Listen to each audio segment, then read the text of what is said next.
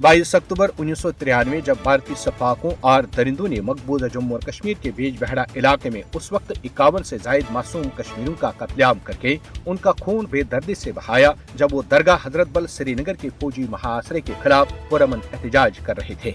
भारतीय सफाकों ने बंदूकों के दहाने खोलकर दर्जनों कश्मीरियों को शहीद और सैकड़ों को जख्मी किया था।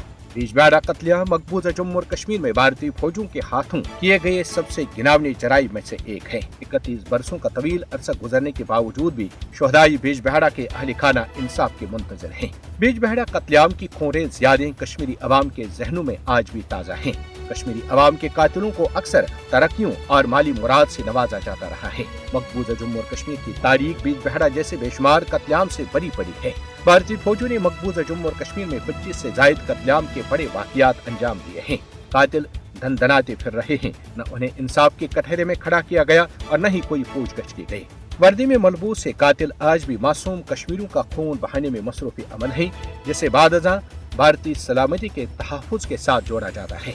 जनवरी 1989 से लेकर अब तक शैतान सिफत भारतीय फौजों ने जालिमाना कवानीन की आड़ में 96,364 कश्मीरियों को शहीद किया है। लाखों कश्मीरी भारतीय फौजों के हाथों तशद्दुद और उक़ूबत खानों में मजालिम के बाइस जख्मी और अपाहिज बनाए जा चुके हैं। हजारों कश्मीरी दौरानी हिरासत लापता किए गए। 10,000 शहीद करने के बाद उन्हें नामालूम कब्रों में दफन किया गया, जिसके नतीजे में हजारों खवातीन बेवा हुई, जबकि हजारों अधबेवा हैं जिन्हें ये नहीं पता कि उनके शौहर जिंदा हैं या उन्हें शहीद किया जा चुका है।